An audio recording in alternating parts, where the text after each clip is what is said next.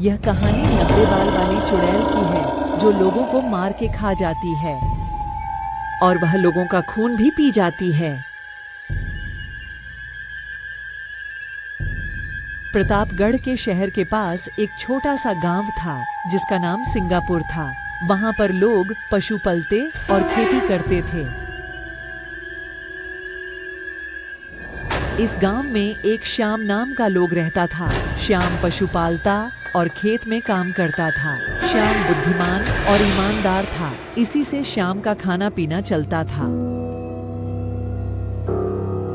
श्याम अपनी भैंस गाय बकरी चराने आता था। वह इस जीवन से बहुत खुश था। सुनो जी,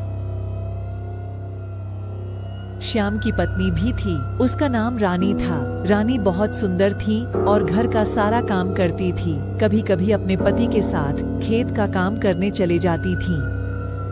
सुनो जी, आप उसे वाले जंगल में अपनी भैंस गाय बकरी चराने मत जाना, ना तो आपको चुड़ैल मिल जाएगी और आपको चोट पहुंचाएगी और आपको परेशानी बहुत ज्यादा पड़ सकती है।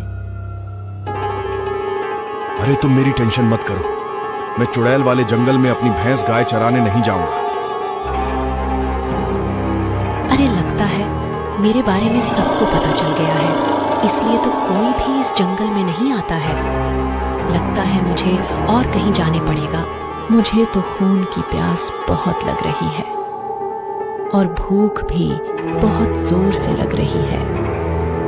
इतने में श्याम की गाय चुड़ैल वाले जंगल की तरफ चल पड़ती है और श्याम गाय को पकड़ने के लिए उसके पीछे भागने लगता है। अरे रुक जा, अरे रुक जा, मुझे मरवाएगी क्या? हे भगवान, मेरी मदद करो।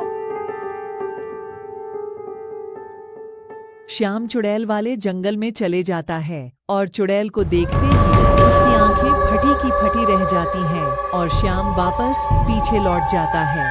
राम राम केकर, यह अच्छी बात थी कि चुड़ैल सो रही थी, ना तो श्याम चुड़ैल का शिकार बन जाता। अरे रानी, सुनती हो, आज मैं चुड़ैल वाले जंगल में चले गया था। भगवान का शुक्र था कि चुड़ैल सो रही थी, ना तो मुझे चुड़ैल जान से मार देती। बहुत बहुत भगवान का शुक्र है कि मैं बच गया। एक दिन कालू अपने घर जा रहा था। जल्दी जाने के चक्कर में कालू चुड़ैल के जंगल में चले जाता है और उसे चुड़ैल मिल जाती है। चुड़ैल उसे देखकर बहुत खुश होती है। चुड़ैल हंसती है, हाँ हाँ हाँ हाँ हाँ, आज कितने दिनों के बाद मुझे खून मिलेगा। मेरी आज प्यास बुझ जाएगी और भूख भी मिटेगी। चुड़ैल कालू के पेट में चक्कू मार देती है। कालू चिक चिक के मर जाता है। वह चुड़ैल का शिकार बन जाता है।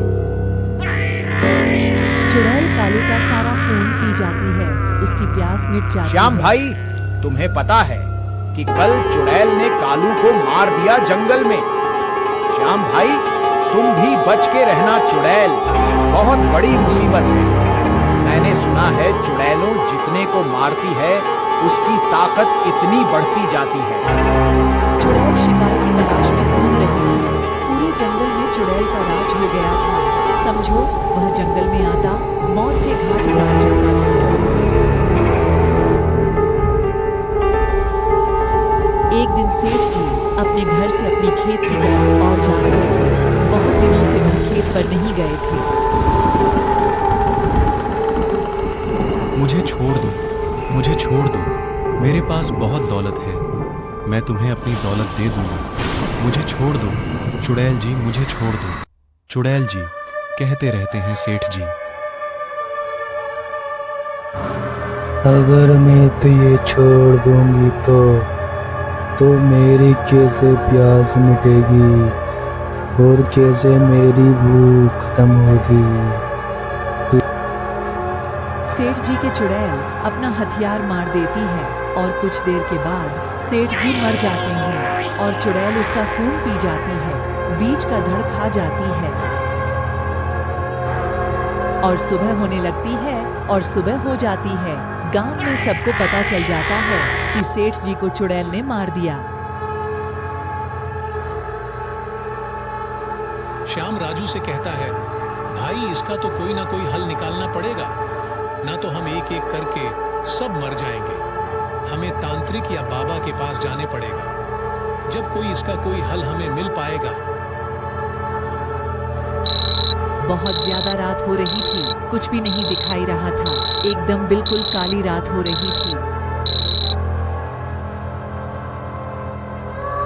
राजू और श्याम तांत्रिक के पास चल पड़ते हैं और तांत्रिक के पास थोड़ी देर में पहुंच जाते हैं। तांत्रिक से कहते हैं, गुरुजी हमारी मदद करो, नहीं तो हम सब मर जाएंगे।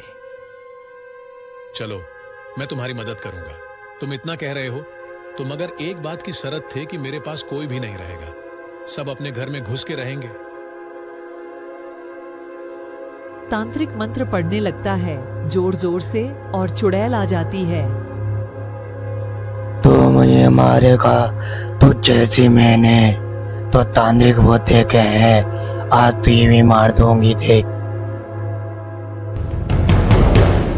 तांत्रिक मंत्र पढ़ने लगता है, हिम क्रीम भट भट स्वाहा, हिम क्रीम भट्ट भट्ट स्वाहा, हिम क्रीम भट्ट स्वाहा। चुड़ैल आग में जलकर भस्म हो जाती है और गांव वाले खुश हो जाते हैं।